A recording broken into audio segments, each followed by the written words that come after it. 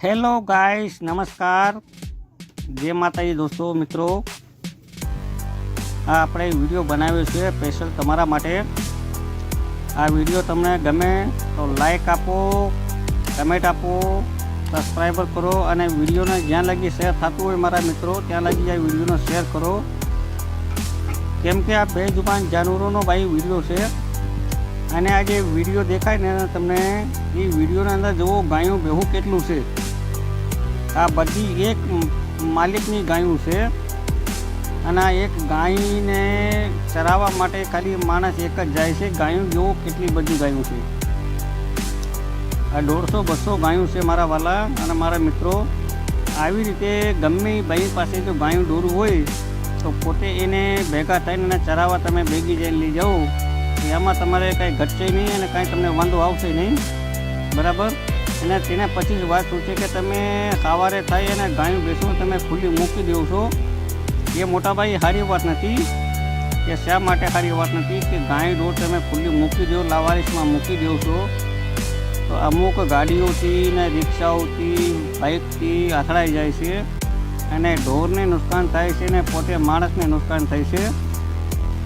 આ માટે શું છે કે તમે તમારી ગાયોને ભેંસોને સાચવીને રાખો મારા વાલા. આ ગાય ભેંસનું તમે દૂધ વેચો છો, કાઢીને તમારા પાસે પૈસા મળે છે, તમારું ઘર બાર એનાથી ચાલે છે, તો એને સરખી રીતે એને તમે વ્યવસ્થિત જગ્યાએ તમે રાખો અને ઘરે લાવીને તમે એનો ખવડાવશો, પીડાવશો, જમાડશો તો બહુ સરસ રહેશે મારા વાલા. અથવા તમે એના ભેગા જઈ તમે ચરાવો, ચરાવીને તમે પાછા તમે ઘરે લાવીને તમે મૂકી શકો છો. અને મારો વિડીયો તમને ગમ્યો હોય તો મને લાઈક આપજો, કમેન્ટ આપજો અને આમાં કાંઈ ચીજમાં ઘટ્યું હોય તો મને કમેન્ટમાં લખાવજો કે ભાઈ તમે આ વાત તમે ખોટી કીધી છે અને આ વાત તમારી ભાઈ મને ગમી નથી. એવી રીતે તમે ગમે તમારો પ્રશ્ન હોય તો મને કમેન્ટમાં તમે મારે વાલા પૂછી શકો છો. બીજા નંબરમાં કે આ દયાળુ જાનવર કહેવાય, પક્ષી બેજુબાન જાનવર કહેવાય અને તમે ખુલ્લામાં મૂકો તો સારી વાત નથી. આવી રીતે મારા ઘરે આવે છે તો આવી રીતે એવું જે પણ મારાથી બને છે રોટલા એ હું એમને ખવડાવું છું, બરાબર.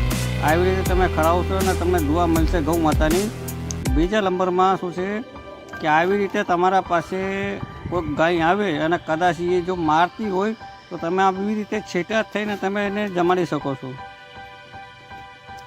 ગાય જો મારતી હોય એને નજીકના નહીં જવાનું, ને તો તમારે ભેગી થઈને ચડ જે મારશે તો તમારા ટાટિયા વાટિયા બધા ભાંગી નાખશે.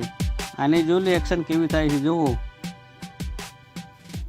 આવી રીતે તમારા ગમે જાનવર તમારા પાસે આવે કદાચ તે મારતું હોય તો એને છેટા રહીને તમારે એને દઈ દેવાનું, એ પોતે ખાઈને વી જશે. અને બીજા નંબરમાં નજીકમાં નહીં જવાનું ભાઈ. આપણે વિડીયો તમને ગમ્યો હોય તો લાઈક આપો, કમેન્ટ આપો, સબસ્ક્રાઈબર કરો અને વિડીયોમાં જ્યાં લગી થઈ શકે ત્યાં લગી મારા વાલા શેર કરો. આવી રીતે તમે જો સવારે થઈને અને તમે ગાયોને મૂકી દો છો ખુલ્લી, એટલે બજારમાં જાય છે એના કાકા મૂકો જગ્યાઓ જાય, રેકડીવાળા પાસે, બકાલોવાળા પાસે એને મોઢું નાખે છે અને લાઠીથી એમને બિચારીને મારે છે. એમની કેટલી બધી બધું આવશે ભાઈ, એ તમે જાણો છો. આમ ખુલ્લી નહીં મૂકતા, તમે ઘરે લાવીને એને ખવડાવો, પીડાવો ભાઈ, એને દૂધ વેચો, તમારા બાલ બચ્ચાનું તમે પેટ ભરો, એ બહુ સરસનું રહેશે. આ વિડીયો ગમ્યો હોય તો ભાઈ લાઈક કરો, કમેન્ટ કરો, સબસ્ક્રાઈબર કરો અને વિડીયો થઈ શકે તો ગમે એટલી તમે એને શેર કરો ભાઈ. અને બીજા નંબરમાં કે મારાથી કંઈ ખોટું કહેવાયું હોય તો અમને માફ કરજો મારા વાલા. અને બીજા નંબરમાં શું છે કે તમને કંઈ આમાં દેખાતું હોય કે ભાઈ આ વાતની તમે ભૂલ કરી છે એ મને તમે કમેન્ટમાં જણાવી શકો છો, બરાબર. ને આવી રીતે તમે ગાયું ભેંસુને ચરાવો તો એમાં શું તમને મજા મળશે ને ગાયું બહુ સહી સલામત રહેશે. જો આવી રીતે તમે ખુલ્લી મૂકી દો છો ગમે ત્યાંથી મોડું નાખી ખાઈ લે છે. એમાં પ્લાસ્ટિકની કોથળીઓ છે ભાઈ, કાગળિયા છે, કાગળિયાના અંદર લોકોની ચીપીઓ આવે એ ખાઈ જાય એટલે ગાયને નુકસાન થાય છે, નડે છે. ગાય અમુક ટાઈમે મરી જાય છે કાગળિયા ખાવાથી, કોથળી ખાવાથી પેટમાં આફરો થાય છે.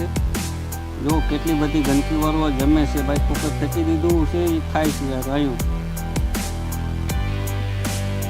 આવી રીતે તમે ખુલ્લી ન મૂકો, તમે ભેગી લઈને જઈને ચરાવો તો સારું કહેવાય. મળીશું આપણે આગલા કુછ વિડીયો અંદર. તબ તકના માટે નમસ્કાર દોસ્તો, જય માતાજી.